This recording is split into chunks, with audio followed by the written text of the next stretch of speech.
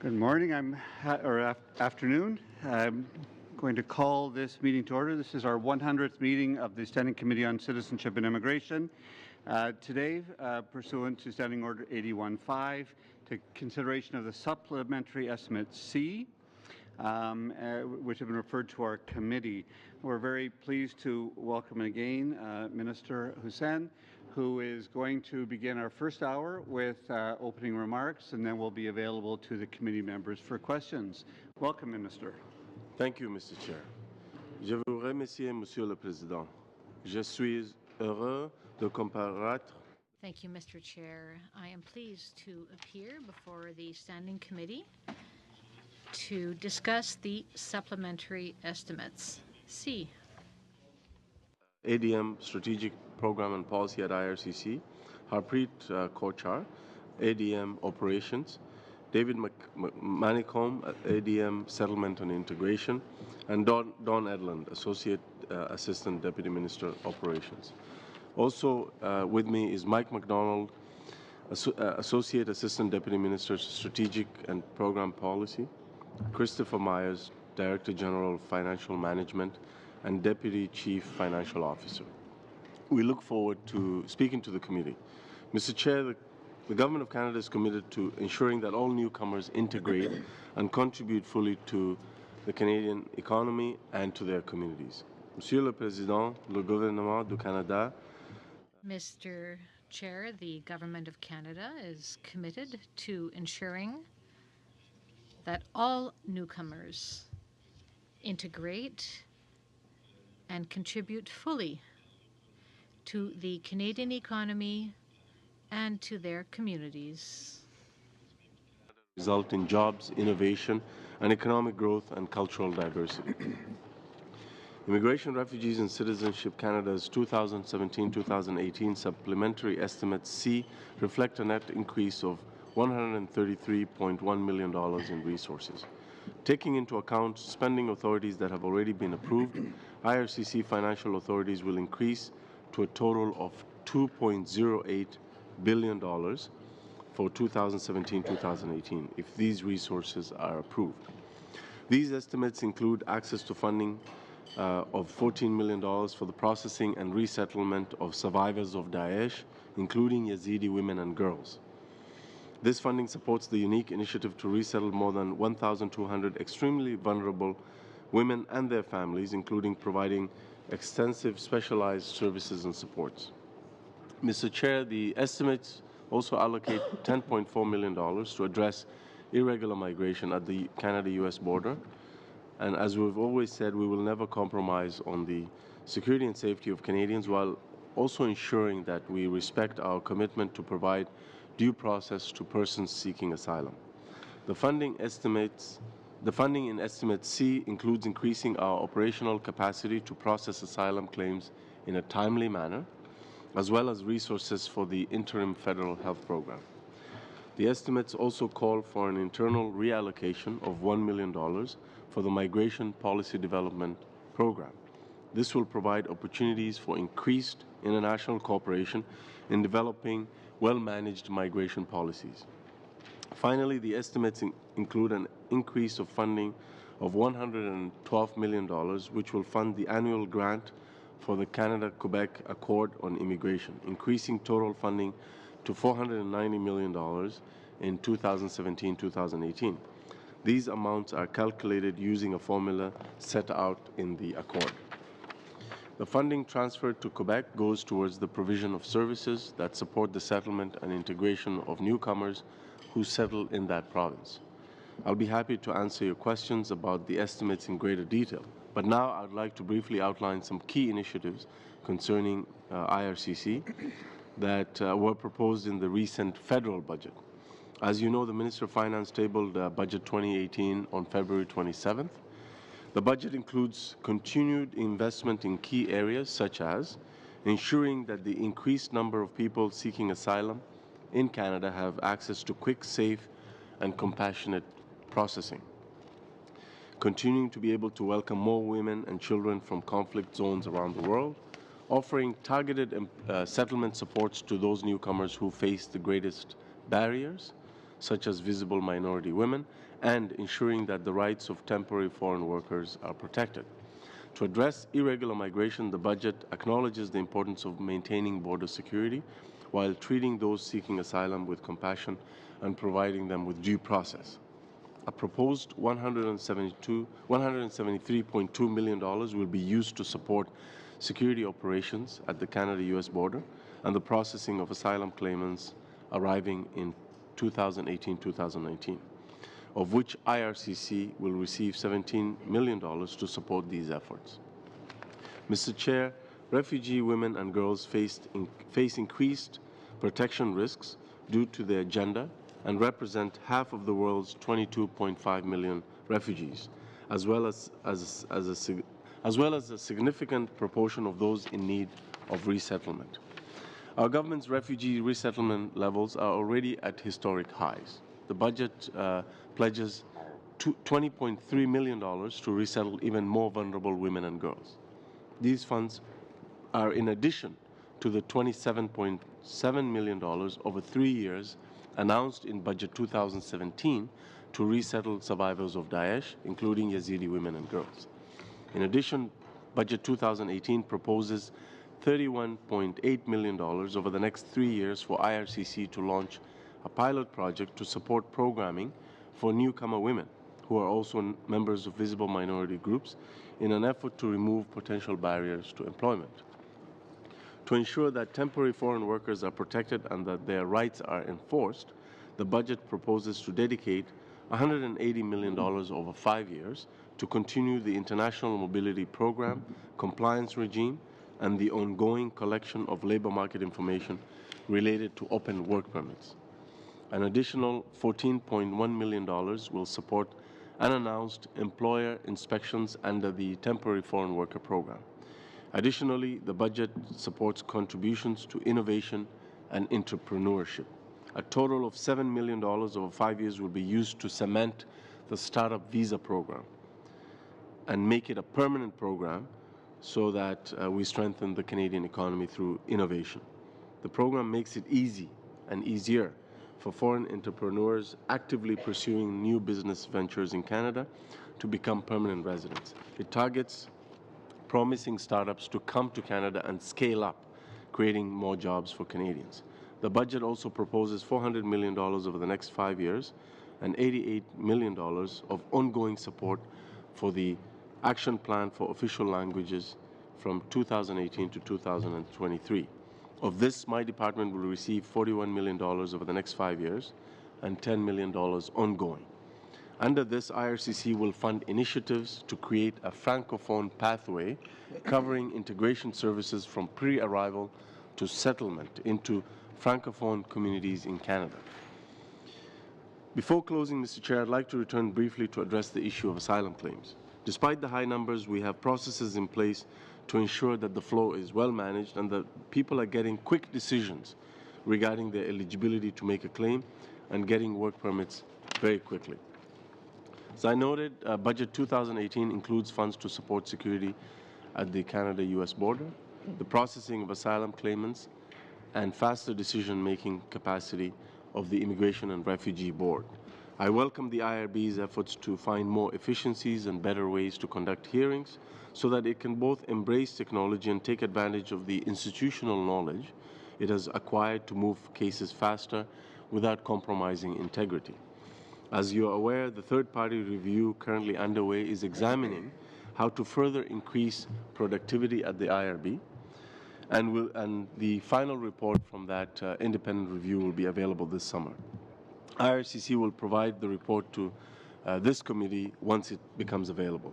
In conclusion, Mr. Chair, the Government of Canada is committed to ensuring that our immigration system continues to welcome those who wish to help build our country.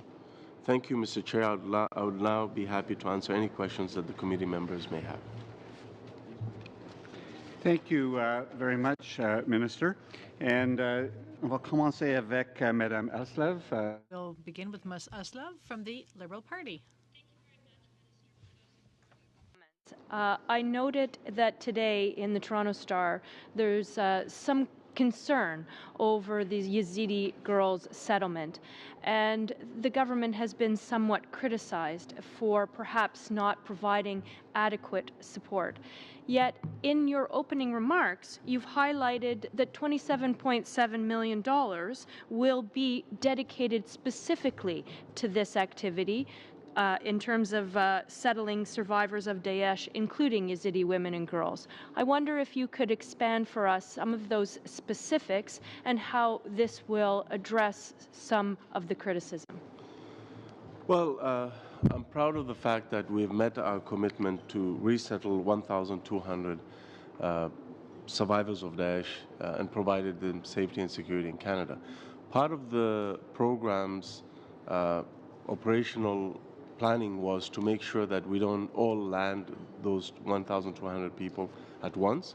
It was a paced landing process, and we learned that from Germany because we made sure that these extremely vulnerable individuals landed in communities that had the supports, the necessary wraparound supports to provide them the ability to be able to access those supports because they need them. And so we've done that, and it's working in that manner. Provincial healthcare budgets provide for healthcare services for these survivors, but in addition to that, we have also made sure that the interim federal health program is available. We have heard criticisms in the past around access to mental health by these individuals, but we have made sure that we continue to work with local community members to be able to ensure that those wraparound supports are adequate, and where there are gaps, we've moved very quickly to address them. Thank you. Aussi, nous avons engagé 41. We've also set aside $41 million for Francophone communities in minority situations. Can you describe what the objectives will be as to how that funding will be spent? For our government, we want to make sure that we increase, we want to contribute to the vitality of Francophone communities outside of Quebec. One of the ways to do that is through immigration. So we have a target of 4.4% of all immigration to Canada should be Francophone. That's our target. And we've made a number of changes to facilitate that. One of them is through the express entry system. We now provide more points to applicants who demonstrate strong French language skills. And it's already having an impact. So the percentage of successful applicants under the Express Entry program who are Francophone, that percentage has gone up. It is doubled from 1% to 2%, and we hope it continues in that direction. We've also introduced, our government introduced Mobilité Francophone, which allows any employer in Canada who hires a Francophone skilled immigrant to be exempt from the labor market impact assessment. We want to make sure that services for Francophone newcomers are provided by Francophone organizations, and that they're referred to Francophone services, and so some of that money will go to that, and also more outreach and more targeted promotion to seek out Francophone skilled workers abroad and create more pathways for Francophone international students who are already in Canada to stay in Canada. Outstanding. And then could we return to some of the comments you made around the increase in funding in the budget for asylum seekers?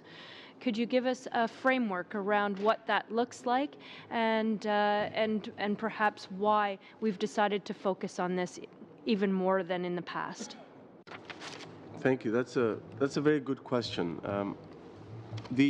The money for the money in the budget is $173.2 million to address all the operational challenges at the Canada-U.S. border and all the downstream effects, including the ability to increase the capacity of IRCC, of all the other agencies, of the IRB to be able to process the cases. And so out of that, we will be receiving over $73 million for for IRCC, and that includes the IRB, I believe. Yeah, and that includes the Immigration Refugee Board. So the efforts that we had already made before the budget to increase capacity, to be able to conduct eligibility hearings faster, to be able to provide work permits faster for asylum seekers, those have been met with success. So, for example, work permits for asylum seekers used to take 3 months. They now take less than 3 weeks. And this is something that the provinces had asked us to do to minimize pressure on provincial social services. So when asylum seekers can support themselves financially by working, it reduces pressure on the social programs. And so our ability to provide that work permit faster is key to that. Some of that money will also go to the IRB to make sure that they can hear cases faster.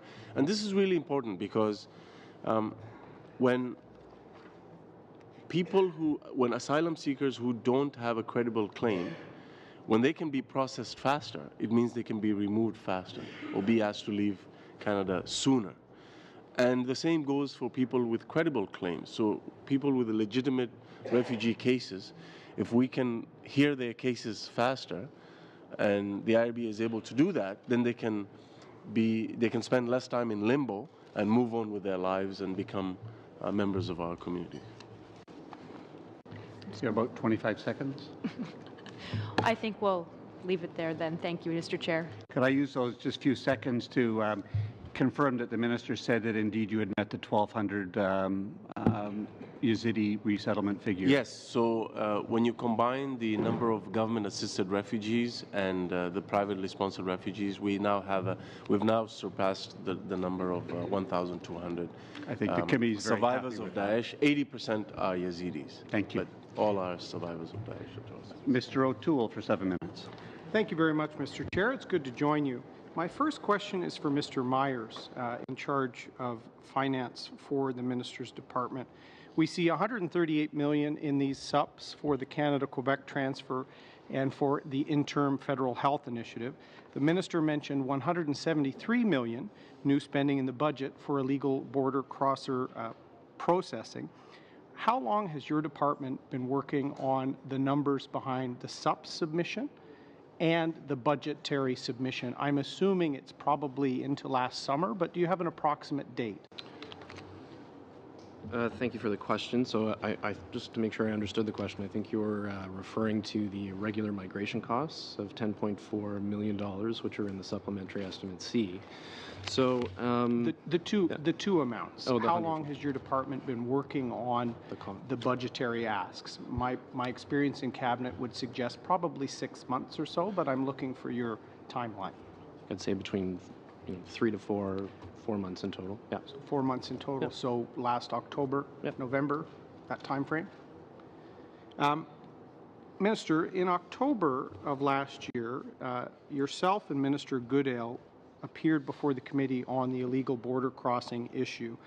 And my colleague, the Liberal MP, Mr. Anna Sangari, asked you specifically whether resources were in place to admit and process all illegal border crossers. You at that time, Minister, said, quote, "We have done it with the resources we have. It's been a question of being a little more efficient," end quote. Your DG has said since October, November, they've been planning for up to 200 to 400 million in new spending. A memo to your deputy minister warned of costs of up to $3 billion to 2021 from the illegal crossings. And the deputy minister memo to you in the fall suggested an urgent need to revisit the Safe Third Country Agreement because of the increased crossings last year. Why did you tell committee that you were working with internal resources to handle the problem? Well, we were able to redeploy.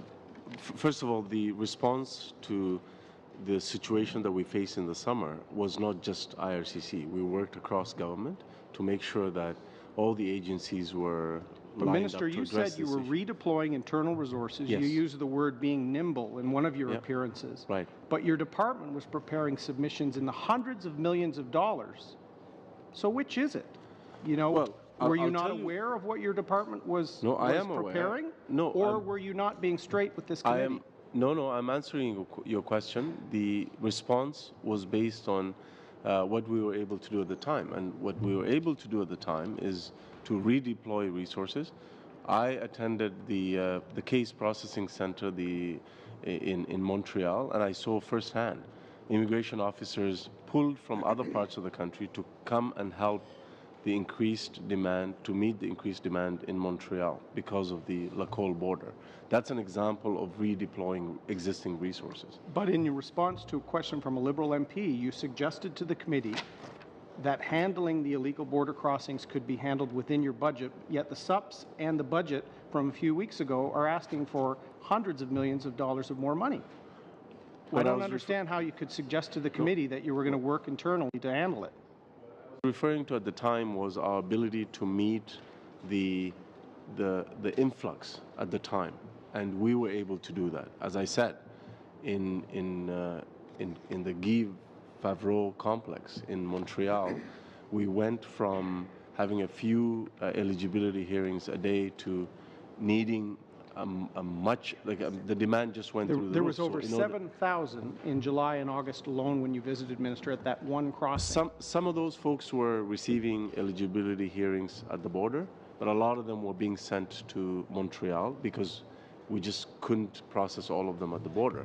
But in order to make sure that we met and we eliminated that backlog, we redeployed immigration officers from other parts of Quebec and other parts of Canada to go to Montreal, and we created more space. We used more office space, and we had more interviews, and that's why we were able to go and eliminate the 6,000 person backlog in terms of the eligibility hearings. Minister, That's an example of something when your that we did. deputy said that there needed to be change on an urgent need to revisit the Safe Third Country Act, and your department was suggesting costs of up to $3 billion, including social costs, out to 2021, you were telling this committee that it could be handled by moving internal or being nimble.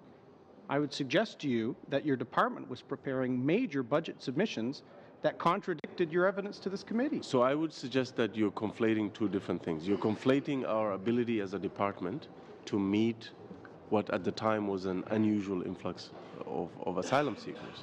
You're conflating that with the downstream costs projected over the next, I don't know how many years, to provinces, to social programs, to They're all the same costs. So those are Minister, you've acknowledged that the provinces will bear the social assistance. Yeah. There's a federal health interim. Yes. There's been increases to Yeah. that. But fixing the gap in the Safe Third Country Agreement would save the provinces from this up to $3 billion cost.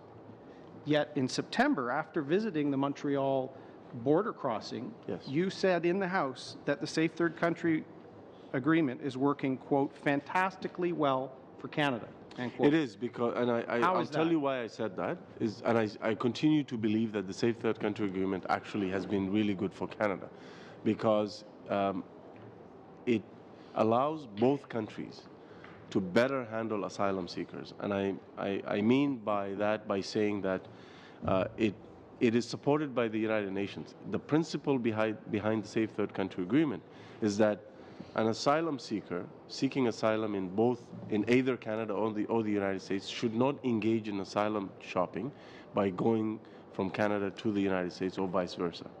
So in terms of the number of people who present themselves at a port of entry, But Minister, in if it's both working countries- fantastically well, why were you, Mr. Rodriguez, and other members of your caucus going down, speaking at the University of Minnesota, other places, discouraging people from I'm coming? afraid I need to because end that round. those people were crossing between ports of entry. Sorry. Thank you. Ms. Kwan for 7 minutes. Thank you very much, Mr. Chair, and thank you to the Minister and his staff for coming to the committee today. I have a number of different areas, so let me first start with the resettlement services. So Budget 2018 was just tabled. Now, the government, or the minister more specifically, back in the summer of 2017, would have received a letter from the BC School Trustees Association, and they call on the federal government to provide increased, predictable, and stable funding to enable boards of education to provide essential support services for immigrant families and students. They noted that the funding for settlement workers in the school program and language instruction for newcomers to Canada continue to decrease in the face of rising immigration and immigrant counts. And in fact, for Vancouver, there was a 17% cut. They have noted, and this is not dissimilar. Other school boards face the same thing. Langley, as well, Coquitlam, Richmond, Surrey, Burnaby, etc. They've all been faced with a budget crunch, and they, in fact, the Association for the School Trustees stated that, and I quote, with the funding, the lack of funding, that students are faced with this, and I quote, alienating new families, and rather than including them in society, they become culturally isolated and disenfranchised and unable to realize their full potential, end quote. So to that end, what I would like to know is whether or not Budget 2018 has provided an increase to the SWIS program for these school districts. I'll allow Mr. Manicom to answer that. He's in charge of settlement and integration services. Yeah, settlement funding in British Columbia for 2018-19 will be about 13% higher than it was 3 years ago. We've had increases across the board in most programs across the country. Certainly in some individual programs, as the Syrian funding declined and other funding rose, there was adjustments. But overall, settlement funding in British Columbia is 13% higher than it was 3 years ago. So specifically, though, I would like to know about the SWIS program. If you don't have that data today for the committee to answer my question, I would like to get the breakdown for the SWIS program and how much money was allocated for the SWIS program, not just in the Lower Mainland, but across the country, and then on a per district basis. And then I would like to have this number dating back to when the federal government first took over the program from the provinces, so that we actually have a trend to illustrate whether or not the funding has increased or decreased. And for 2018, I'm really interested in knowing whether or not that funding has increased, because this was an urgent letter that was sent to the Prime Minister and as well as to the Minister. And we actually had a coalition meeting in the Lower Mainland where some Liberal members were present, or staff were present as well, and they were going to meet with the Liberal caucus members around this. So we're really hoping that there would be some good news for the school boards to try to manage and meet the demand and the needs. Nobody, I think, wants to see students and families fail in the resettlement process, and this, as stated by the School Trustee Association for British Columbia, indicate that this stands to alienate families.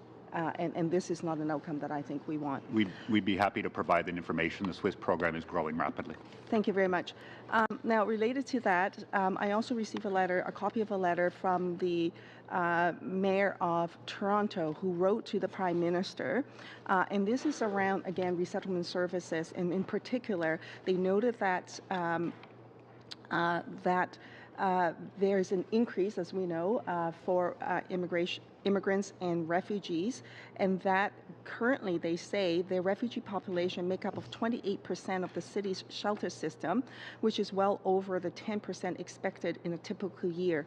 In that letter, they asked for 5 specific things from the government. Most notably, it's all around increasing funding in support of refugees and immigrants, particularly in the area of affordable housing and shelter costs, as well, of course, the integration program in terms of language training and so on. So I wonder if the minister can comment about the issue of the lack of affordable housing for particularly newcomers, and what is the government doing with respect to that? Okay, so I think the terminology here is really important. The folks that the mayor is referring to are asylum seekers. They're not refugees. They're not refugees who have been determined. as far as Sorry, concerned. I'm going to interrupt for a minute. I know for a fact that is not the case. I know in Vancouver, for example, we have refugees who are not asylum seekers. I was talking about Toronto.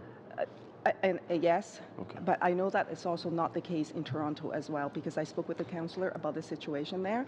And then I also would like to highlight too, for example, in Vancouver, we also have refugees that are in shelters who are not asylum seekers waiting for their application to be processed, but rather people who have received their status here, but they are really running into problems because housing is just simply so expensive.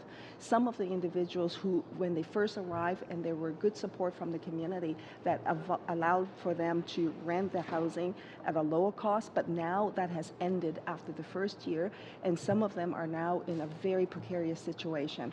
And so this is really the ongoing resettlement services that's required, right?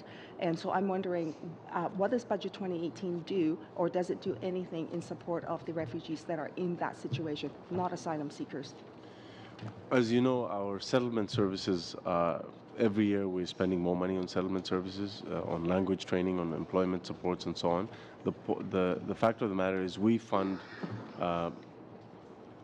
permanent residents until they become citizens. We don't provide those kinds of services to asylum seekers. Sorry, and Minister, refugees. I know you keep saying asylum seekers. I am not talking about asylum seekers. These are individuals with status who have obtained their permanent resident status.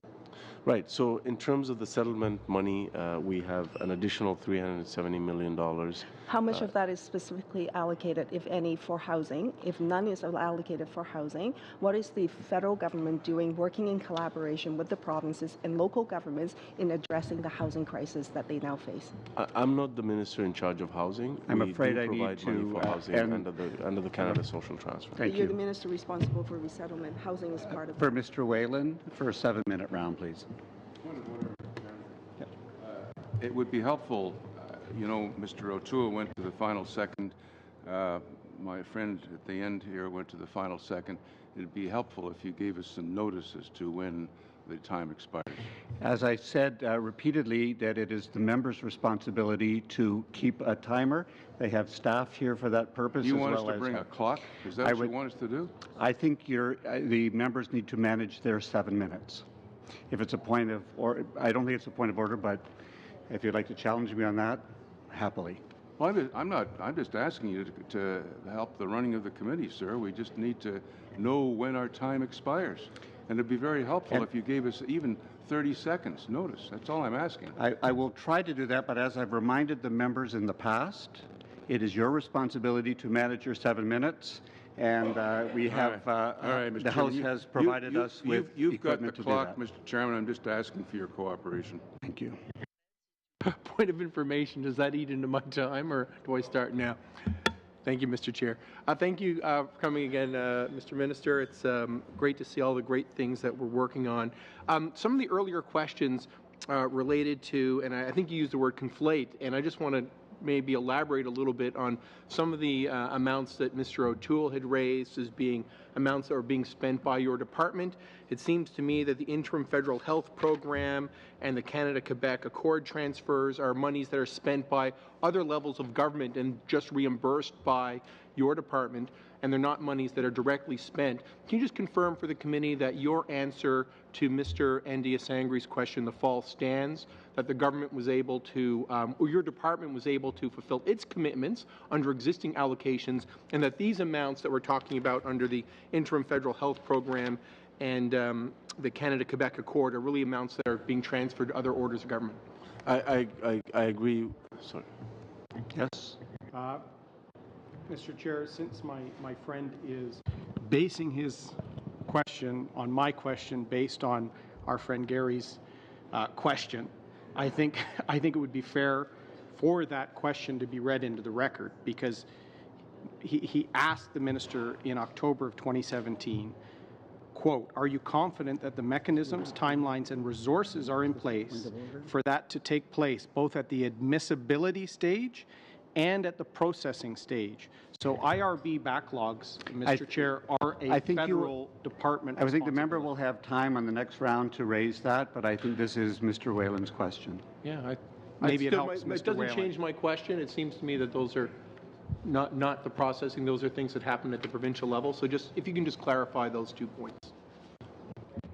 I agree with the premise of your question, but I'll have Mr. McKinnon respond to some of the details in terms of the numbers and the breakdown and which agencies are getting what. Just in response to the earlier question, which your question is now referring to, Mr. Chair, I just wanted to make clear that out of the 100 and some million that the minister mentioned, the 174 million for irregular migration, there's only 17 million of that coming to IRCC. That's in the budget going forward. And then the 10 million is right. That's the incremental cost that our department absorbed during this fiscal year, and that's the SUPs that we're asking Parliament to appropriate today. Okay, so with respect then to the interim federal health program, which I believe that we've restored, how much of this 10.8 million is then being spent within the department? It was my understanding that this would primarily be money that was being transferred to Quebec for the delivery of health care in the province. Maybe this is still for Mr. McKinnon. So in terms of the incremental SUPS cost, the $14 million, out of that $14 million, 1.6 million is interim federal health. And that's really to fill in that space between when the asylum seeker claims asylum and they go on to the provincial system, which would provide health care. So the IFH piece is 1.6 million. Done. Oh, sorry, that's for UCDs? Okay, jump in. So just for the interim federal health program under irregular migration and what's in Sub C, it's $5.8 million, and it's money that's appropriated for the department to then reimburse service providers across the provinces and territories who have provided services that we reimburse for. And this is primarily in Quebec with respect to this money? Yes. So it's not medical services that are provided by your department? No. No, it's medical services that are reimbursed by our department because it's a health insurance program. Okay. And then in terms of the other, I guess, the larger amount of money that Mr. O'Toole referred to for this area and trying to clarify your questions back to the fall, the $112 million under the Canada-Quebec Accord, is that derived from service delivery, or is that formulaic, or how does that amount get determined? Because it doesn't seem to me that really relates to provision of any services per se. It's just a formula determined by an accord reached by a previous Conservative government. That's right, Mr. Chair. It is like the two pieces that we look at. The percentage increase in total federal expenditures. So that's the first piece. And then the percentage increase in non-Francophone immigrants who settled in Quebec. So when you put those two pieces together, the increase is just about 30% on the total of those two formulas put together. In terms of the regular crossings, then I'm sort of wondering, maybe this is following a little bit along those lines. When Haitian immigration happened across Quebec's border last summer, were those predominantly considered non-Francophone, or were they considered Francophone, or how was that related to the increases, or is that really a bit of a red herring that number really didn't factor much into this amount? Right. The formula is based upon permanent residence, so we wouldn't take that into account for this. It's based on the folks who settle in Quebec who are non-Francophone, who come through different streams of immigration and who stay there. So they need settlement and integration services. So we have to compensate Quebec we have to provide money for Quebec to do that because they have their own program under the Canada-Quebec Accord. So that money, so the increase reflects, some of the increase reflects that, and the other increase is based on the overall increase we have for the rest of the country. So they have to get their share as well. And I guess then looking forward into this coming fiscal year and beyond, Minister, the new budget allocates $173 million for border security, of which $17 million is going towards your department. Do you think that that's a fair assessment of what's going to be required for the foreseeable future as an increase for border strengthening? Is there anything being done to consider how we can maybe preempt some of the things that happened last year in terms of communications to threaten groups in the United States who are seeking to irregularly border cross? So there's two questions there. So some of the money is for border security, more border integrity. Some of it is for IRCC's eligibility interviewing capacity to make sure we're ready, for any eventuality. And then there's some money for the IRB, the Immigration Refugee Board, so that they can do faster processing, because the faster they can process refugee claims, the better it is for everyone. In terms of what happens next, we have a contingency plan in place that has been informed by our experiences last year. We have a very robust outreach program through social media, through advertising, through outreach trips by members of parliament and others. Our missions in the United States continuously monitor community media in those communities. We have been engaged with them, educating folks about the challenges related to irregular migration, and we've been positively also sending the message that there are regular ways to come to Canada. That if you want to come to Canada and study or work, there's ways to do so. You shouldn't cross our border irregularly. I'm afraid that's the end. Mr. Tilson for 5 minutes. Thank you, Minister. Questions on the border crossing from the United States to Canada. You've used the word irregular, but almost everyone else uses the word illegal. Mr. Cormier, Ms. Alisav, and others have used the word illegal. Which is it, and why? I'm happy to use illegal if... Yeah, because it is illegal. I have, just to answer your question quickly, I have used the word illegal and I have used the word irregular, and I think both are accurate. Well, I don't think irregular is, but however, how many irregular border crossings have been heard by the IRB to date?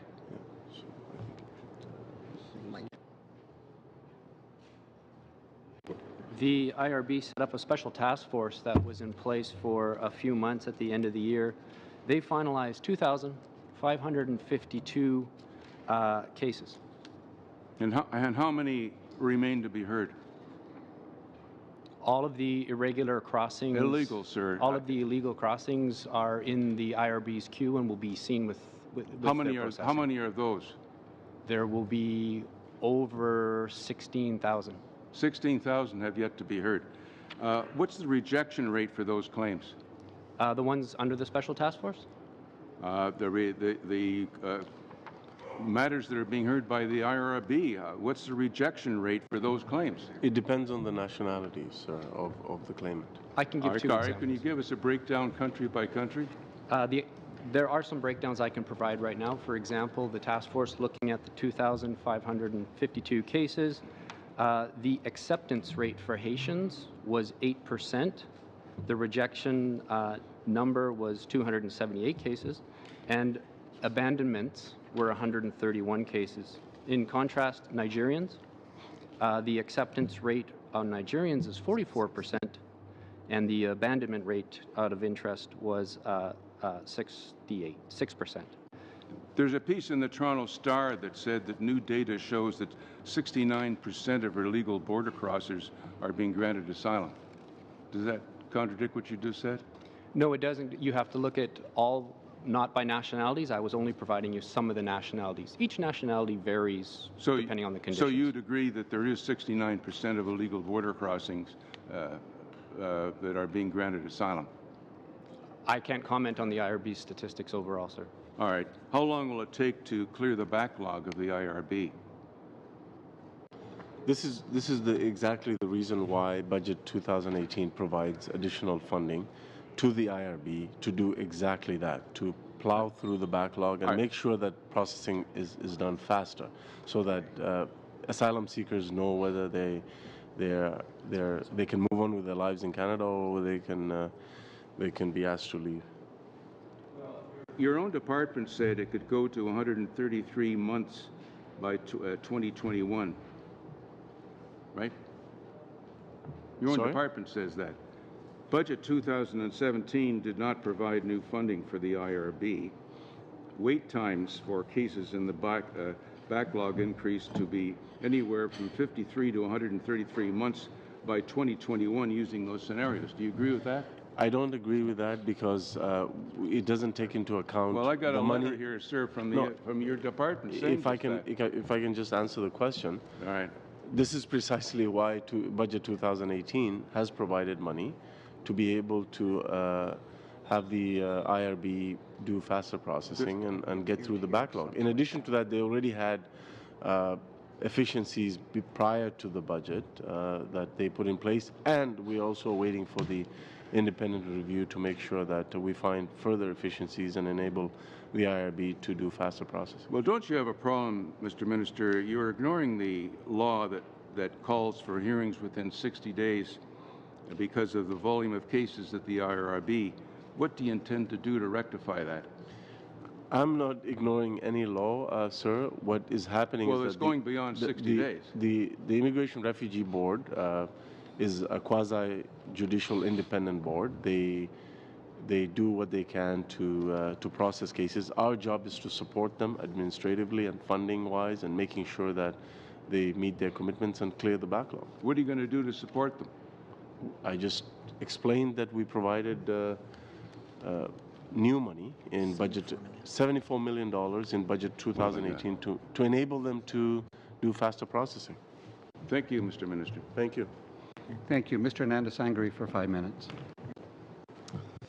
Thank you. Thank you, Mr. Chair. Mr. I do have an issue with the term illegal, just for the record, and I think, just based on Mr. Tilson's question, I mean, if 69% of the people who come irregularly are accepted, they presumably become legal at that point. So I think we perhaps maybe making a presumption that they're illegal, and I think it goes to the characterization of asylum seekers as undesirable and criminal. So I do, to some extent, take exception to Mr. Tilson's assertion that the people that are crossing are illegal. But to our point with respect to settlement services, I want to talk about the issue of legal aid funding. It's been an issue that's been quite important to many claimants, refugee claimants who have had limited support from the legal community. I'm wondering how your proposed funding in the 2018 budget will assist them in obtaining proper legal representation for their cases. Legal aid funding for refugee claimants is extremely important because, as I said, it allows them to put their cases together. It allows them to move quickly to present their case in front of the Immigration Refugee Board, which also reduces appeals and reduces processing time by putting together a good case. And we believe that that's an important service to provide. So last year, we had provided $4 million to Justice Canada so that they can strengthen the refugee legal aid system. And this year, I believe we've also provided additional money, but I'll let my officials give you the details on that. There is a $4 million transfer to the Department of Justice, included in the Supplementary Estimate C, that will be transferred to Justice to supplement its programs and how it funds legal aid systems in 3 different provinces: British Columbia, Ontario, and Manitoba. So those are in the Supplementary Estimate C. Thank you. Minister, the proposal to resettle 1,000 very vulnerable refugees from conflict zones, I think it's been received quite well by many in the international community. I was in Geneva last week and had a chance to meet with the UNHCR reps for South Asia, the deputy director, and they were quite pleased with our commitment to do this. Can you elaborate as to what criteria we're going to be using for this resettlement, and if you're looking specifically on those who are affected, for example, who fled Rakhine State in the last 6 months. So the budget allocation is $20.3 million over 5 years, and this allows us to create an additional 1,000 spaces targeted to vulnerable women and girls. This is 1,000 spaces above and beyond the levels that we had in terms of pre-budget numbers. So this means Canada is able to provide an additional 1,000 spaces for vulnerable women and girls. We already have an urgent protection program in collaboration with the UNHCR to refer cases to us of very vulnerable women who are in extreme danger, but that the numbers there are not that high, and so this could certainly some of these numbers could be used to bolster that. In addition to that, this also allows us to more robustly respond faster to emerging crises like the Rohingya issue and other protracted refugee producing conflict zones like Congo, where women and girls and children have been exploited over the years, and so this allows us to have that flexibility and of course every extra space we get in the levels for vulnerable women and girls is welcome, and so I'm very happy with this. Thank you, Minister. Mr. O'Toole for 5 minutes. Thank you, Mr. Chair. Minister, I'm very confused because in early March of last year, your Deputy Minister, ahead of your meeting with Secretary Kelly, said there was an urgent need, her words, to revisit the Safe Third Country Agreement because of the flow of refugees or claiming refugees, illegal crossers that had started a few months earlier following Executive Order 13769. You appeared before this committee 10 days after meeting with Secretary Kelly, and your submission on SUPS was actually, you were asking for a net decrease in funding for your department, even though your Deputy Minister was saying there was an urgent need to revisit the Safe Third Country Agreement. Repeated questioning from my colleague Michelle Rempel in 2017 and earlier this year, you've suggested that there's no need or you haven't started discussions with the United States on fixing the loophole in the Safe Third Country Agreement. And in October of last fall, as I said earlier, you suggested to this committee that your department was handling the processing and the illegal border crossings in Emerson, Manitoba and Quebec through being nimble internally. We now know it's hundreds of millions of dollars. Have you been straight with parliamentarians on this, Minister? So there's like 3 questions in there. No, there's not 3. Which one would you like me to start with? Any illegal crossers are exploiting a loophole in the Safe Third Country Agreement. Mm-hmm. Would you agree with that? Because they're not showing at a designated port of entry or border stop. You've gone yourself, Minister, to discourage people under temporary protective status from using this type of illegal entry. Today's the first time I've heard you say illegal entry.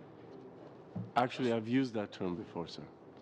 I have no qualms using the term. What I'm referring to when I say illegal is the act of crossing our border between ports of entry. That's an illegal act. I don't think claiming asylum is and of itself illegal. I don't share that opinion. Did you raise with Mr. Kelly, Secretary Kelly, the need to fix this loophole that's being exploited? So I will say on the record that there are no formal negotiations ongoing with respect to the Safe Third Country Agreement. Having said that, we have a partnership with the United States, our counterparts, where we talk about anything and everything related to border security and border integrity and asylum and visa issues, information sharing and so on. So that partnership is ongoing. Those conversations are ongoing, but there are no formal negotiations. Do you still think that agreement's working fantastically well for Canada? Knowing that, Minister, I do, and the numbers show that. Let me finish, Minister. Yeah. You are asking for $173 million that could be spent on veterans, could be spent on renewing the human trafficking program that was run with your department and public safety. You have not renewed that. You're making choices as a minister. The social cost to provinces that your own department estimates as almost being $4 billion, all of these costs are a result of the loophole in the Safe Third Country Agreement. Don't you agree your top priority should be to fix that? So for me to answer the question has to be accurate. I didn't ask for $173 million. We're getting $17 million out of that. Some of that money is going to other agencies like the RCMP and CBSA to do so that they can do their work with respect to border security. Some of that money is going into IRB, precisely to do faster processing so that asylum claimants who are found not to be genuine refugees can be removed and others can move on with their lives, precisely to reduce those downstream pressures and costs to provinces. You'd agree with me that having faster processing at the IRB would help provinces with the costs of asylum seekers. Your own asylum seekers have your own their department decisions. minister has said, without changes to the Safe Third Country Agreement, processing times could go to 133 months. That's 6 years. So I'd suggest last year when you appeared and you said you were actually asking for less money in estimates, this year you're coming back suggesting, well, the 173 will be divided amongst the RCMP. After suggesting to the department you're handling this internally, I don't have any confidence in your response to this, Minister, and I don't think suggesting that the Safe Third Country Agreement's working fantastically well is accurate. So, again, I'm afraid I need to cut you off there. If I could get a little agreement here, Mr. Sarai is next. If you could take 4 minutes, and I could give Ms. Kwan 3 to end the round, if the minister would stay 3 or 4 extra minutes. Okay? So, Mr. Sarai. Thank you, Minister. Thank you, Chair. In addition, your budget proposes about $32 million over the next 3 years to launch a pilot project to support programming for newcomer women who are members of visible minority groups, and it's made to remove potential barriers to employment. Can you elaborate, as I think people in Surrey Centre would be very well received with something like that, as I noticed a lot of women do have some barriers. Thank you for the question. Visible minority newcomer women face multiple and distinct challenges to the labor market, integration and career advancement. But we see some of those barriers being reduced by private sector engagement in the integration and resettlement of these women. We've done some of that work by providing childcare, for example, when lack of childcare has been a barrier to women taking language training. But we believe that this money over 3 years will enable us to support programming for these women to be able to access the labor market.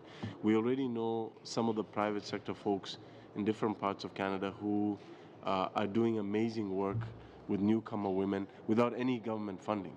And so some of those ideas we will be able to take and spread across the country.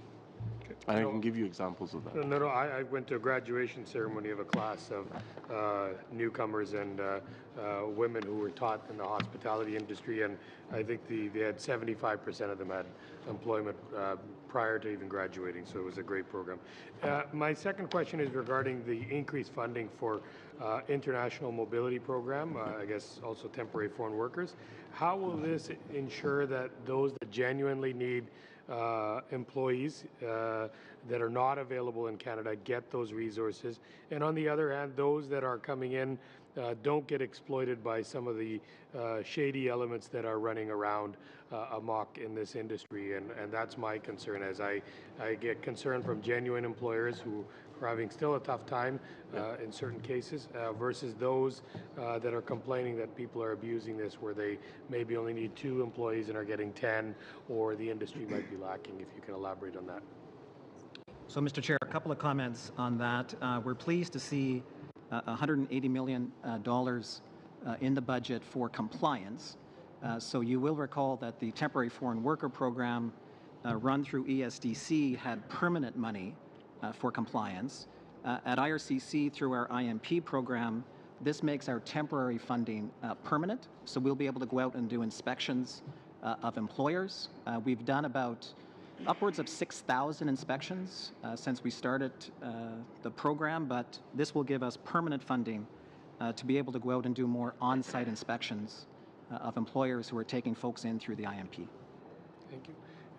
My next question is, of the $7 million that you're putting towards the startup visa pilot program, that makes it easier for foreign entrepreneurs to actively pursue new ventures in Canada, how will this differ from, say, previous investor programs, which were more of a cash for access program versus actually creating jobs and allowing entrepreneurs? So this is actually a very different program. The whole point of the program is to, it has a lot of credibility because it's the folks that we process through the startup visa program are selected by the industry, not by us. So various industries go out and industry associations and venture capitalists, they go out and they seek promising entrepreneurs to come to Canada and then scale up. So to have that company go from 5-10 million to 100 million, because that's where the jobs are. So some of this funding will go towards that. It'll go towards more frequent outreach. It makes the program permanent. The program was not permanent. It was a pilot program started by the previous government.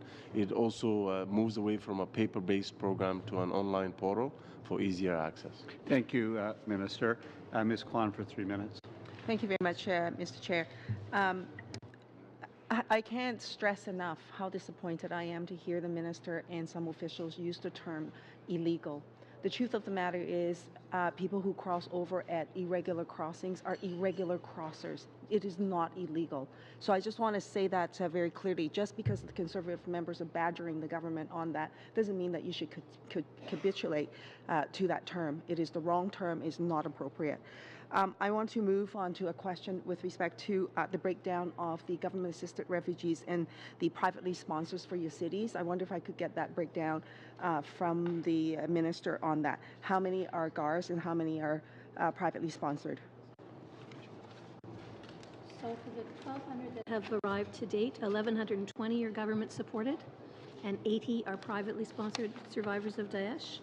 And we will have another 98 individuals arrive by the end of March, assuming that they take the flights that they've been booked on. So that would be another 90 government-assisted refugees to bring us to a total of 1,210 by government-supported by the end of March, and another 8 privately sponsored to bring a total of 88. Thank you. I wonder if I could get a quick update from the minister with respect to travel loans for refugees. This was something that the former minister, his predecessor, has said he would look at extending the waiving of the travel loan for refugees that were not part of the Syrian refugee initiative. So can the minister advise whether or not that work is actually underway to waive the travel loan for the refugees that are not part of the Syrian refugee initiative? Thank you. That's an important question. I've heard concerns about this issue from time to time from different advocates. We have listened. In the past, we used to ask refugees to... Sorry, Minister, I only have 3 minutes. I wonder, can you just advise the committee whether or not this is work on the way that you will, in fact, waive the travel loan for refugees that are not part of the Syrian refugee initiative? We haven't waived the loans, but I'm trying to share with you some of the measures we've put in place to make it easier for people to...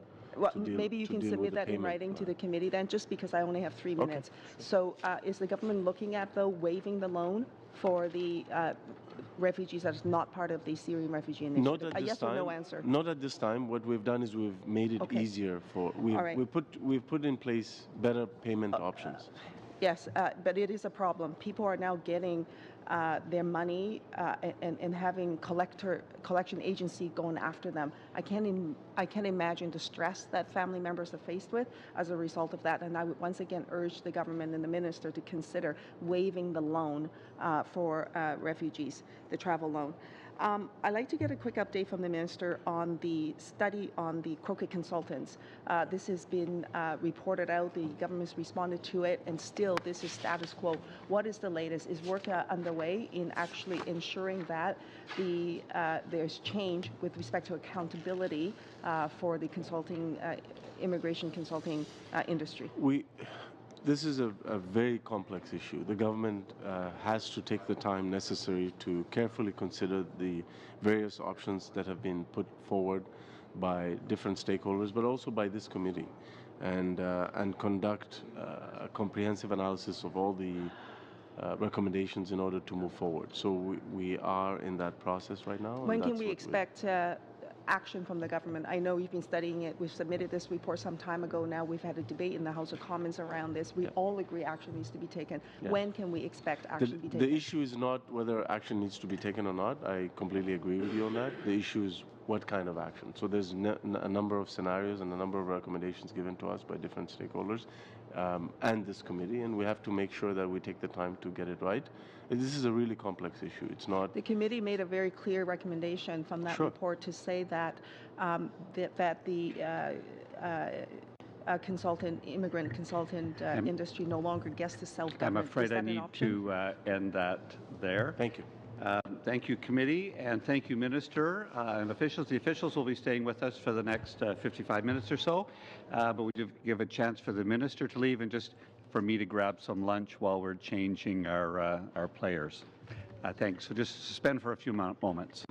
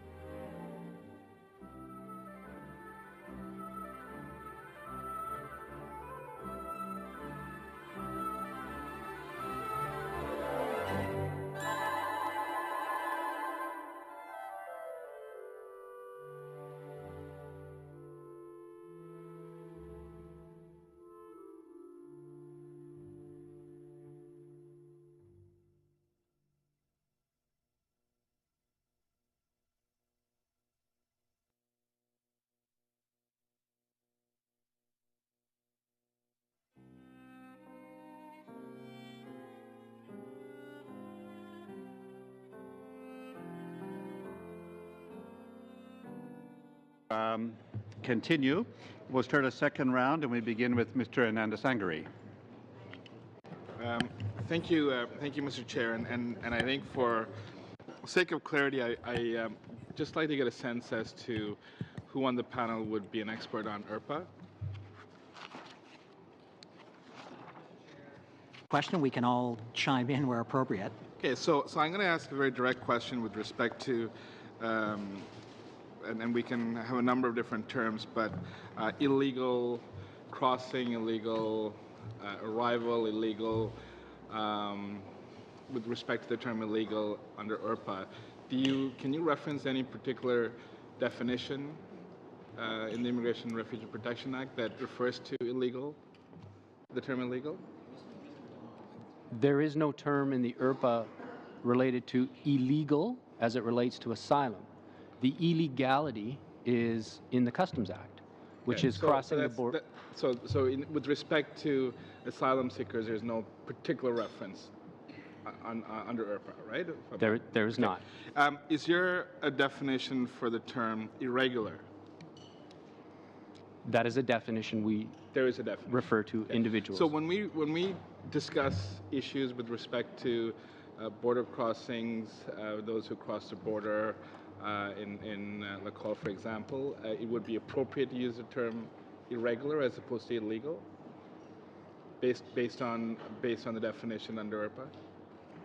From an IRPA perspective, irregular is appropriate. From a Customs Act perspective, technically, it is illegal under the Customs Act.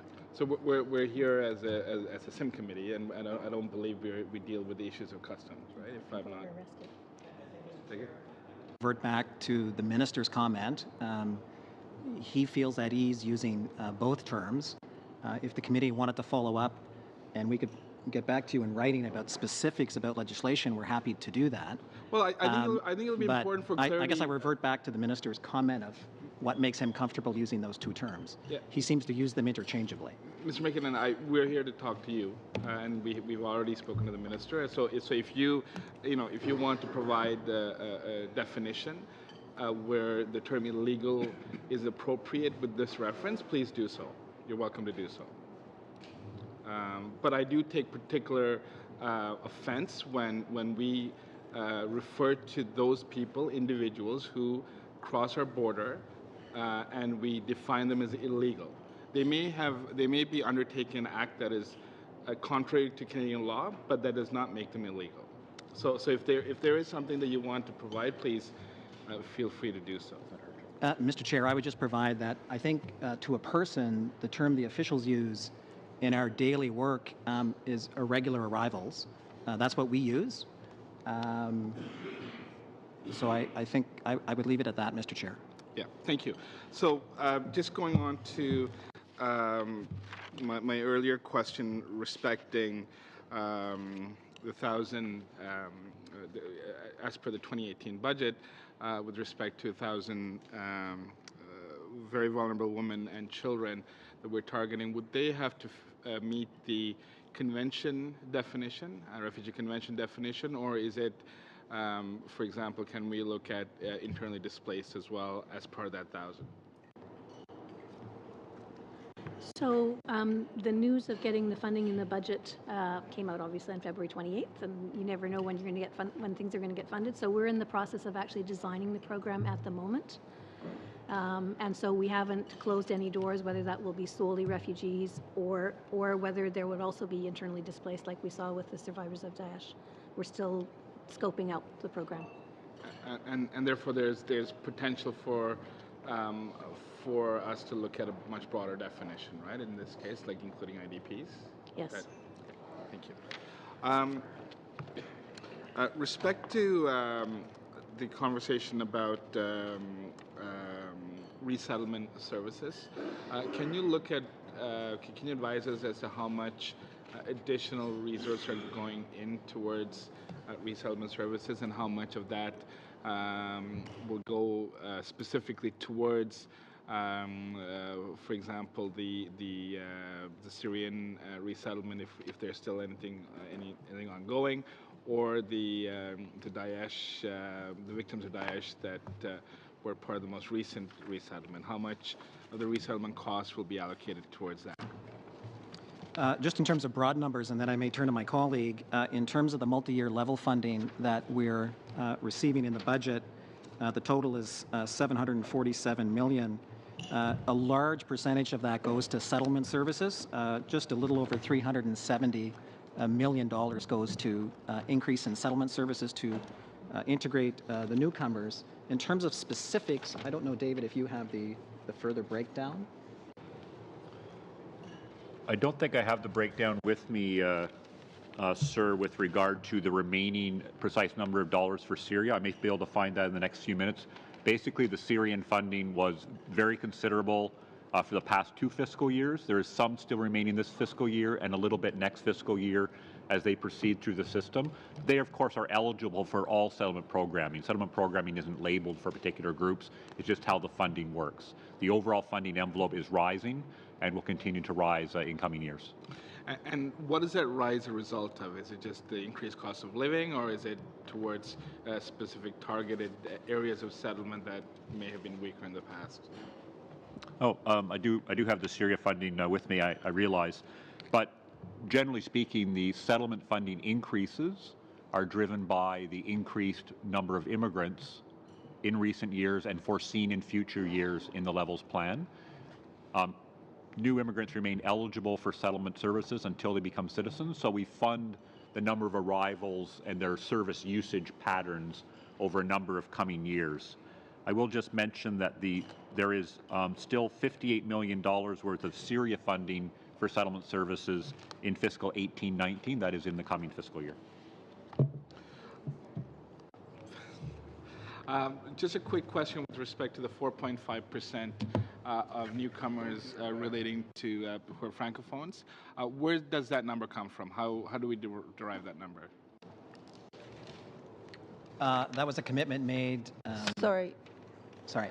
We're now at 7 minutes, so I wonder if in the next round, okay, another member may ask that question. So we'll now go to Mr. Tilson. Thank you, Madam Chair. I'm looking at the supplementary estimate C for 2017 and 18, and I look at the bottom of one of the pages. There's no question from the testimony we've heard here and a study we're doing for the IRB that there is a backlog, a serious backlog with the IRB. And yet, for these estimates, and I don't know whether you have them in front of you there at the bottom of page 19, I guess it's called, zero. There's a zero amount that's being allowed for the IRB. Why is that? Particularly when we have a problem of a backlog with the IRB.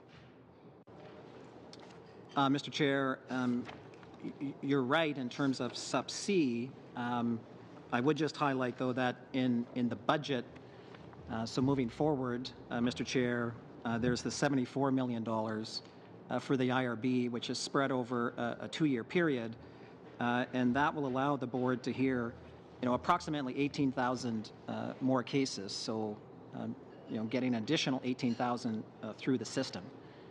So I would mention that $74 million. But again, correct, Mr. Chair, that's in the budget, not the subs. Okay. I'm going to refer to the memo that I've received from the Immigration, Refugees, and Citizenship Canada. It's undated, but there's a couple of paragraphs which I'd like to read to you. By the end of 2021, the new system inventory would grow to approximately 192,700 claims. This would be the equivalent of 133 months RPD output, or an over 11-year wait time. Individuals waiting in the backlog can still continue to utilize social supports, including education, social assistance, and the federal health services. For 2016-17, these were calculated to be approximately 600 per month per claimant. Therefore, in the above scenario, social support costs, which is education, social assistance, federal health, for the inventory would climb to approximately $2.97 billion from 2017 through to 2021. Is that correct? Is that information correct? Can you confirm that? Chair. Sir, the memo you're referring to makes use of internal departmental projections using a number of different scenarios if nothing was done at the IRB, either with regard to efficiencies or with regard to further funding.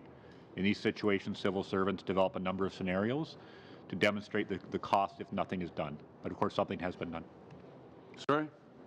What did you just say?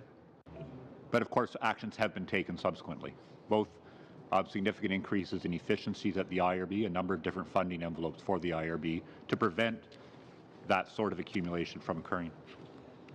I'd like to turn to visas, particularly Bulgaria, Mexico, Romania, where they were lifted. What's the status of the review of the visa policy framework? That review is ongoing, Mr. Chair, and we will be providing advice to the minister on that. It was a mandate commitment, as you know. So it's supposed to be done by the end of December, if I recall. I can't say for certain, Mr. Chair, but well, what's going on? That work is ongoing in terms of the visa policy framework.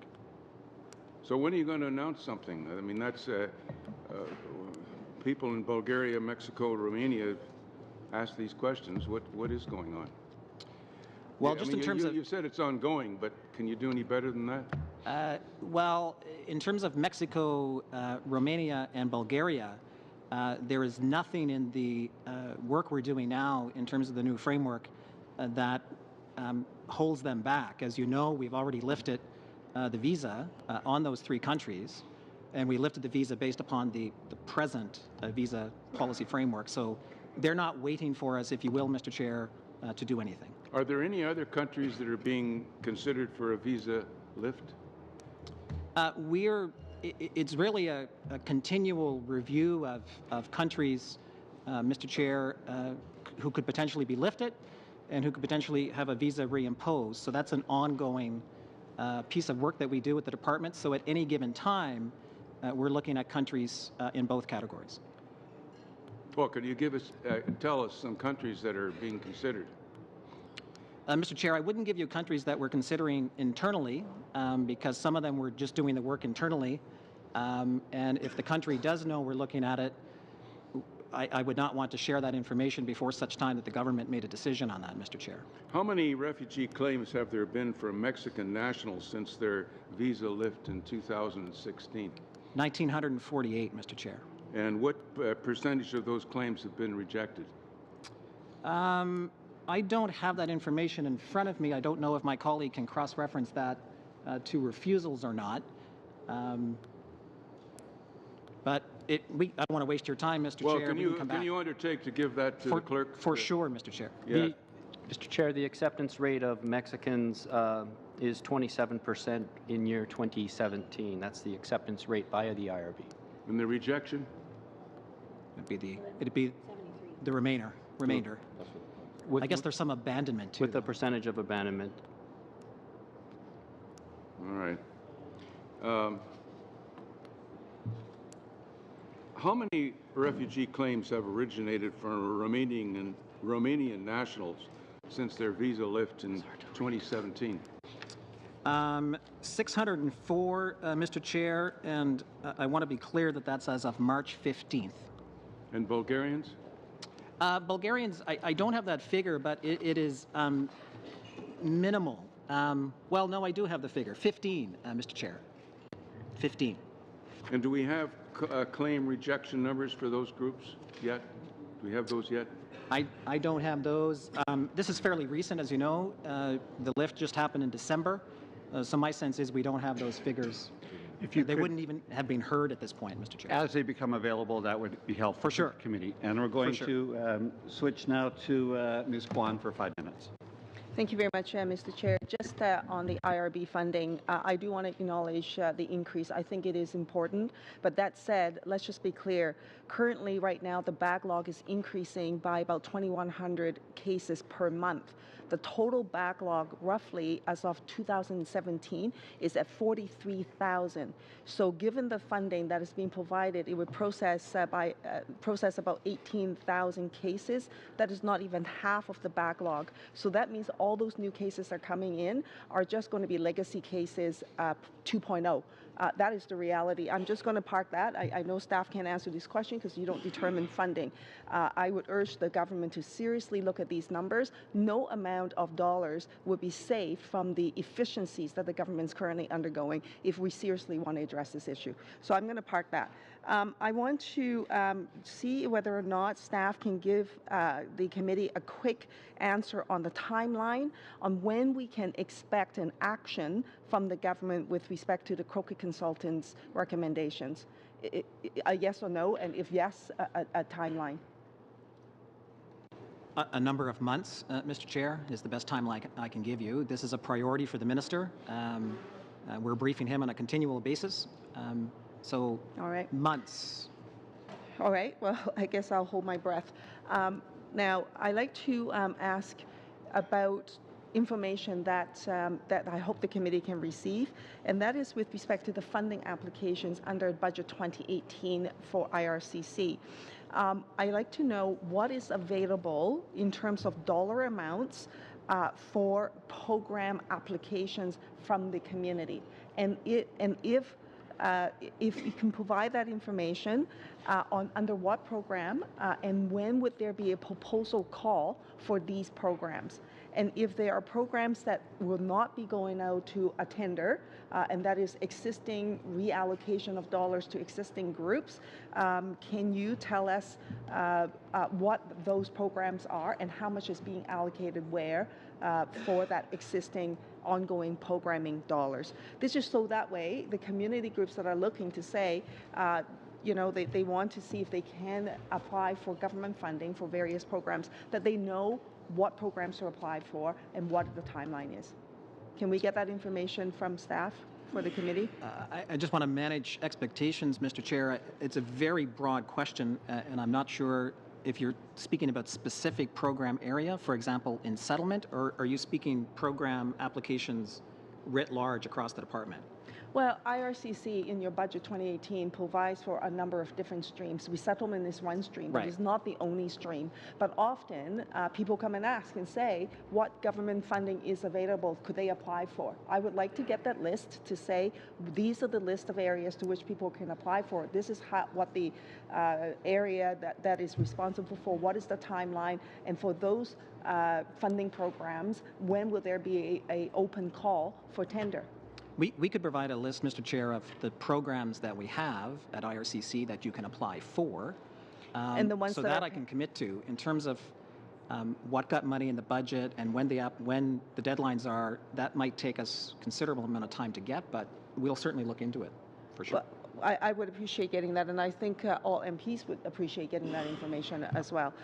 Now, it's been brought to my attention that there is a group called Refugee Center in Montreal. In fact, they have some very innovative way in doing processing or at least doing the screening of applicants, refugees, asylum seekers, and so on.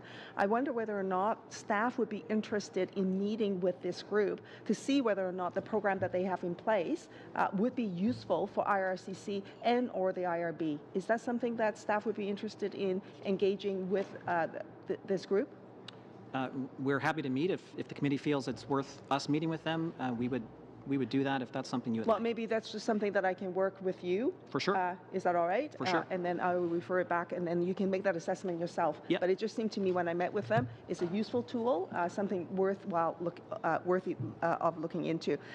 Another concept that's been brought to my attention is really setting up a primary healthcare facility for immigrants and particularly refugees, people with language challenges and so on, and so that you basically have a one-stop shop for people who need these healthcare services. So this is work actually being undertaken by a group of doctors on their own, trying to set up a non-profit in that regard. Is there any funding within the budget that can provide for infrastructure or programming dollars with respect to this kind of concept? And if you can't answer that question, then I wonder whether or not, again, if staff would be interested in meeting with them to explore this option. Because at this committee, we talked about resettlement services, access to health care, language difficulties, and so on. Imagine if we can have primary care facilities that's available to provide that kind of service. That would be, I think, could be cost efficient, and most importantly, that provide efficient services to the people who need it. Yes, my colleague, Ms. Edlin, may wish to add. I'm not sure if there was a question there, Ms. Kwan, but certainly we would be happy to meet with anyone who has innovative ideas. Of course, the government doesn't provide primary health care. It's a provincial responsibility, but we do have a number of programs that work closely to train our staff how to do referrals, to work with organizations to ensure that we are, accurately and precisely directing people toward provincial healthcare services and mental health care services. Yes, I'm fully cognizant that the federal government does not provide for primary health care. However, the federal government do provide for the interim federal health dollars, and then working in collaboration with the provincial government would make ample sense, it seems to me, and there might be some way to which the federal government can collaborate, whether it be through this ministry or through another ministry, because at the end of the day, what we want to make sure is that the resettlement services is delivered in such a way that meets the needs, and then also in the most cost-effective and efficient way possible. So I will also endeavor to align that. Would there be opportunities where staff could travel to the different locations to meet with these providers, or do they have to come here? We have staff across the country, so the extent to which it matches up, we're happy to do it. Excellent. Thank you very much. Thanks very much. Mr. Sarai, for 7 minutes. Sure. Thank you, Chair. Thank you, panelists. Canada prides itself on the ability to act or give homage to refugees. The ability to provide health care to the most vulnerable population is within Canada's values. The supplementary estimates include about $10.4 million to address irregular migration at the Canada-US border and the interim federal health program. How much of the $10.4 million is for the interim federal health program? It's 5.8 5.8. And can you elaborate on the details of the remainder of the funds, what those will be used for? The remaining 3.2 is for processing, and 1.2 for corporate and operational support. On top of the 5.8 Don mentioned, hopefully gets us to 10.4. Okay. Close. On the topic of refugee intake, the supplementary estimates include about $14 million for resettled Yazidi women and girls.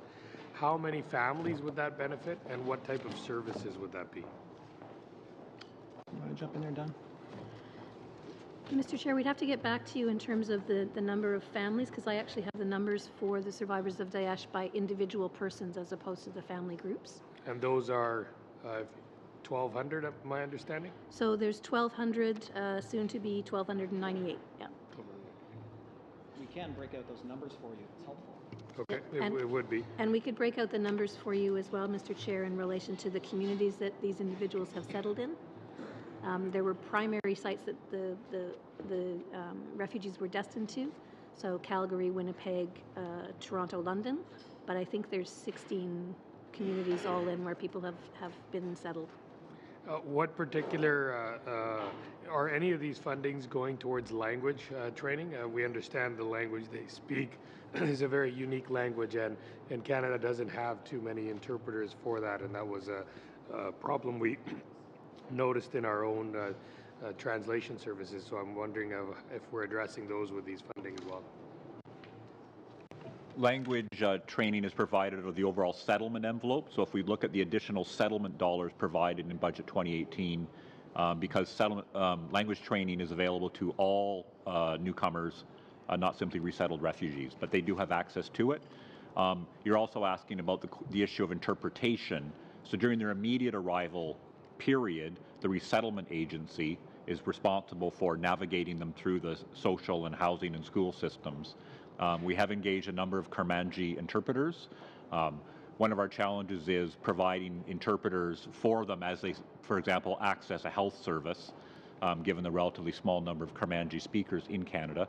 But this is why we put them into several communities rather than dispersing them all across the country. So we continue to work to improve their access to Kurmanji interpreters.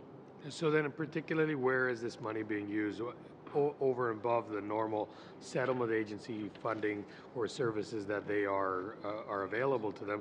Where is this $14 million specifically being utilized for the victims of Daesh? $14 million. So I can give you the breakout of the $14 million. In terms of processing costs, it's about $1.6 million.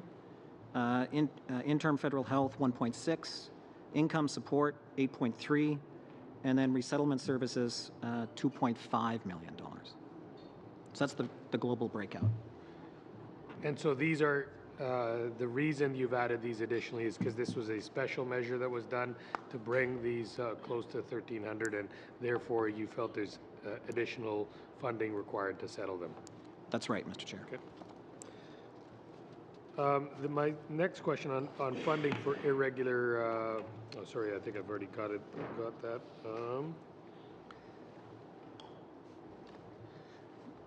As to the $10.4 million that's going towards irregular border crossings, of which $5.8 million, the balance less $5.8 million is to compromise and is to help with the processing time.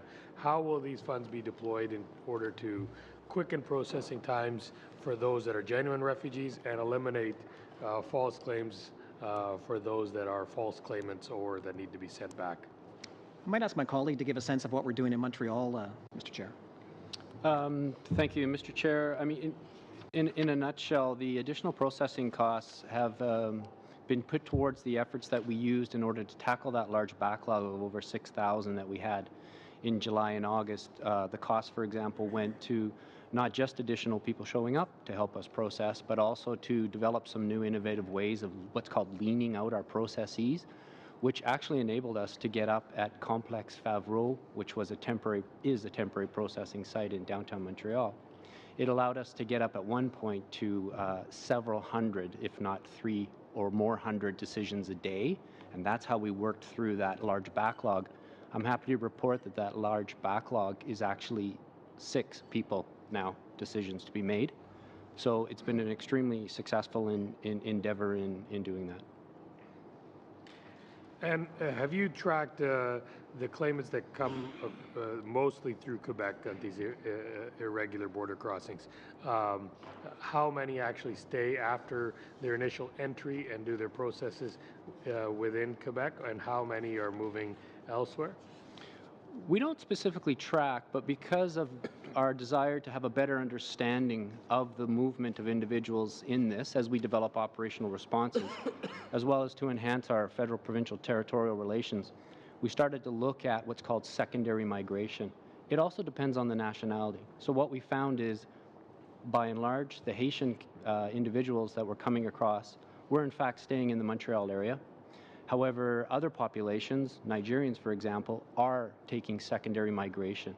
In addition, there is one number that we do know for sure, and we've been following those individuals who came into Quebec, into Montreal, regardless of nationality, and who have indicated to us that they'd like their eligibility decision in another province. So that's a form of secondary migration. That number stood at 1,023 individuals who purposely moved out of Quebec and told us about it, and we were then able to process them in another location at one of our offices. Thank you, Mr. McDonald. Mr. Kimmett for 5 minutes. So I'm going to start with questioning just the estimates have $300,000 for citizenship and immigration to fund a strategy to prevent and address gender-based violence as a combination with different departments. What's that money being spent on? So that's part of a broader strategy led by the status of women.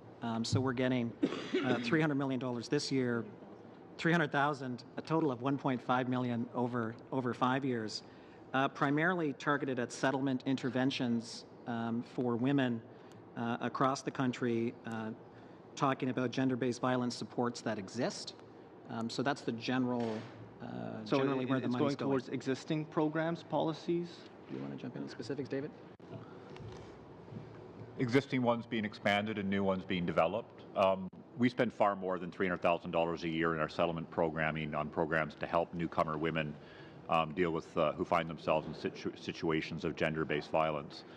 This is an additional amount of money that will enable us to grow some of our programs. So we have a number of them across the country. Pardon, good, but it says, I mean, I'm reading it here. It says to fund a strategy, not strategies, and not to go fund currently existing programs. That's the way I read it. Will any of it include condemnation of female genital mutilation and any of the material provided to outside parties? This program is to help women deal with who find themselves in situations of gender-based violence. The programming is generally outreach support for women who find themselves in such situations. It's not in the business of condemning. It's in the business of providing women with support who are subject to gender-based violence. So it's not for a strategy then, it's for support programs? I'm not sure I follow your question, sir. Was $300,000 as part of a mix of different departments are getting. Right, and our portion in that is to provide support to newcomer women who find themselves in situations of gender-based violence, to provide them with access to the community supports that they need. That's our role in that broader program. So that's your department's role in that. Okay. Just to change pace then, your department is going through a review of the citizenship guide, a redrafting, a rewrite of it. When is that going to be complete, and how much has it cost to date to do that? In terms of completion, we're doing consultations now, including with parliamentarians, and meeting with a number of community groups and experts across the country. So, in the next number of months, we'd be in a position to come out with the new citizenship guide. In terms of cost, Mr. Chair, we have a small amount for contracting. I'm happy to share that with the committee. I don't have it in front of me, but it's a fairly insignificant amount, mostly for contracting services associated with the writing. But we can come back to the committee on that.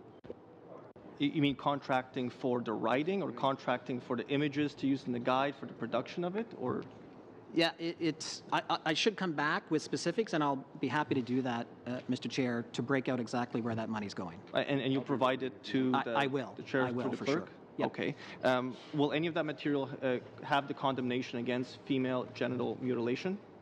Our minister has commented on that the guide will have that term in it.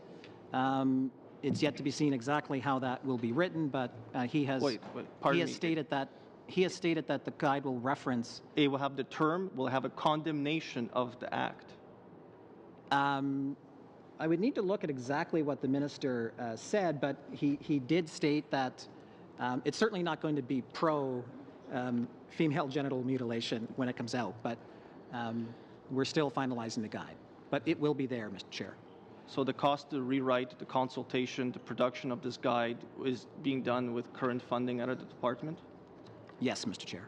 So this is not any additional funding at any point? None of the $300,000 is being assigned? No. As part of the $5.5 million, I think no, it's all internal allocation. It's nothing to do with the $300,000 that you see before you on this. Totally separate issues. Okay. How much time do I have, Mr. Chair? You have about 40 seconds. Wow. 40 seconds. So just quickly on sponsorship agreement holders, what is the cost to the department when a sponsorship agreement holder takes on a refugee that's privately sponsored? Your processing costs on your end. We have those unit costs. If any. We have it here. Oh, okay. Chris, go ahead. So the average processing cost for a privately sponsored refugee is $2,600 approximately on a per unit basis. Okay. Thank you. Okay. Mr. Whalen for 5 minutes. Thank you, Mr. Chair. And I think I'm following up still with Ms. Edlander, perhaps Mr. Kakar, about some of the way that the appropriations are broken out. So if we look at operating expenditures, Vote 1C, and the requested appropriations of $13.6 million approximately, is that for the Yazidi women and girls, or is that a mixture of different allocations? So that would be a combination of a number of different initiatives included in the supplementary estimate C. So it would include the Yazidi Sorry, funds. Mr. Myers, could you speak closer to the mic? I can't hear you. Sorry, my apologies. So it would include the funding for the Yazidi initiative. It would also include funding for the irregular migration. Basically, okay, so how much of that 13.6 is for irregular migration? So it would be, just one second here. $10.4 million related to irregular migration is included in that $13 million. Okay, and then so where does the, and then how much is then for Yazidis? So just, I guess the balance, about 3.2?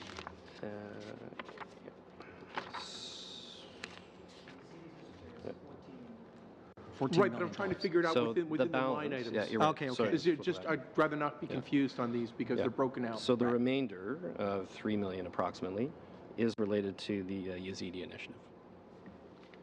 Okay, and so where does the other $11 million extra for the Yazidis fall with it? Is that in 10C, vote 10C? That's in vote 10. That's right. Okay. Yeah. And then how much of, if any, of vote 10 relates to irregular border crossing? There would not be any money in vote 10 related to irregular border crossing. So in the 10.4 that's in vote 1C, I think Ms. Edlund already told me that 5.5 was for the interim federal health. 5.8. So the other 4.6. Can you provide us a breakdown of how that is spent, whether or not it's spent within the departments? Because I think it goes back to, Mr. Kamitz is here now, but the previous member who's here asked the question about, whether or not there was interdepartmental funding that the minister wasn't aware of back in October, and why not. So I'm going to follow up with that. That 4.6 million respecting irregular border crossing, that's in the votes 1C. How does that break down? So it breaks down as follows. So about 3.2 million of the 4.6 will relate to processing related activities. So it's application processing. There is $800,000 for operational support and $500,000 for corporate support. And was this, and why wasn't the minister aware of this back in October? It wasn't a question necessarily of awareness. I think what we were looking at internally within the department is, as costs progressed over the course of the year, into the summer and into the fall, there was an outstanding question as to whether or not the department could continue to handle managing those costs internally. And at a certain point, the decision was made that additional funds would be required. And was that decision made before or after the minister came to meet the committee in October? I can't recall. Maybe you can get back to us, because that's really the crux of the question that was asked earlier. The other question I have relates to settlement services writ large and the transfer to Quebec and the increase in that amount. Now, if I look at the budget, it talks about, I don't know, $1.1 billion next year, but it refers to a $378 million floor in the transfer to Quebec.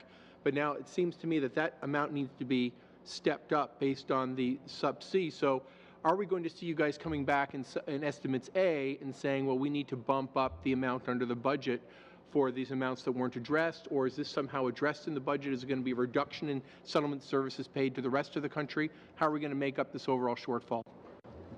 So the Canada-Quebec Accord is a formula-based calculation. So the information Sorry, that we, I know I don't have very much time, but we're going to be missing, based on the budget that came out in Estimate C, about $112 million for Quebec, or it's going to be taken from somewhere else. Are we going to see that in You'll Estimate see that in the main estimates. It'll be in the main estimates. That's correct. As a reduction to the rest of the country's settlement services? No, it's a separate stream of funding. So it's not a reduction to other settlement services. It's a standalone program. Okay. That's formula-based. Thank you. We have time for about 3 minutes from Mr. Tilson, if you'd like it, and just leaving enough time for the committee to express its will on the SUPs and the interim estimates. Thank you. Vote 7C of the supplementary estimates, C writes off $397,000 and change in debts under the immigration loan program. Where does this come from? So the amounts in question are outstanding loans that are already on the balance sheet of the government, and it refers to amounts that have gone and progressed through a certain number of collection processes, and for which the department would not view it to be administratively efficient or to be any cost benefit of proceeding with any further collections on those amounts. So what we have to do under the law is present in an Appropriation Act the amount of money that we would want to seek a formal approval of write-off. And that's what you see here. Last year's supplementary estimate C requested a write-off of $2 million. Why the big difference? The write-off process sometimes accumulates balances, and at certain intervals we come to seek that write-off. So it's a bit of an administrative process whereby those steps need to be undertaken first, at which point then we come to the committee to seek formal approval. With respect to Syria, Mr. Chairman, how many people who arrived as part of the government Syrian refugee initiative are still looking for work?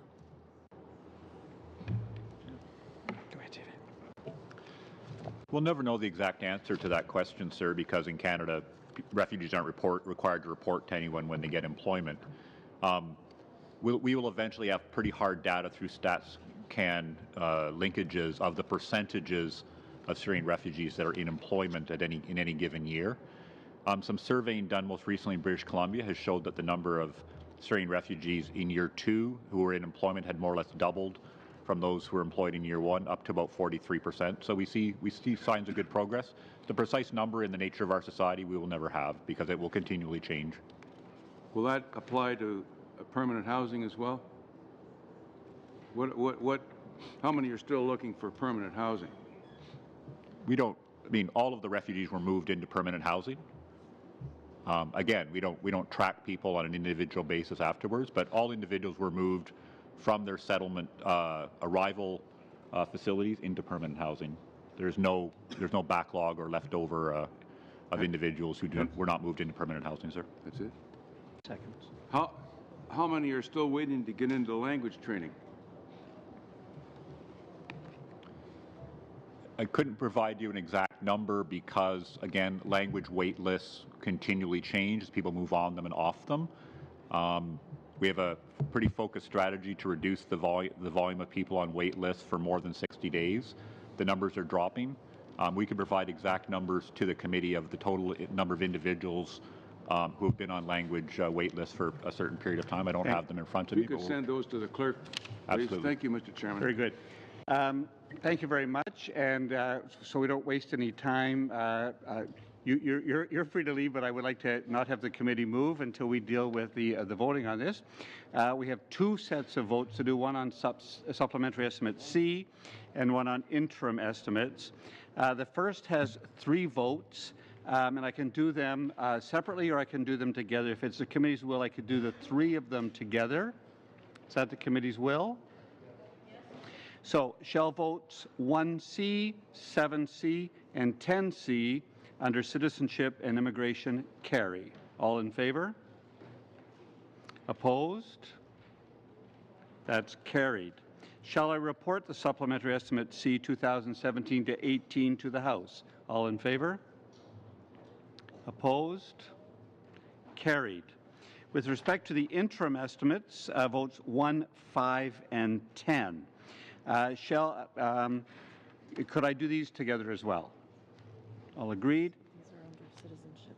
I've got 3 that I'll lump together because they're citizenship and immigration. Shall votes 1, 5, and 10 under citizenship and immigration carry? All in favor? Opposed? That's carried. Shall vote 1 under the Immigration and Refugee Board carry? All in favor? Opposed? That's carried. Shall I report the interim estimates 2018-19 to the House? All in favor? Opposed?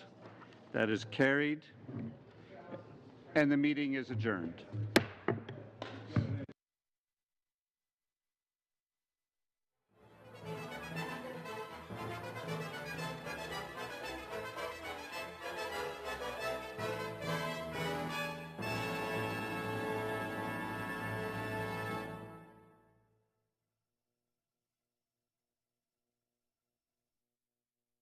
Thank you.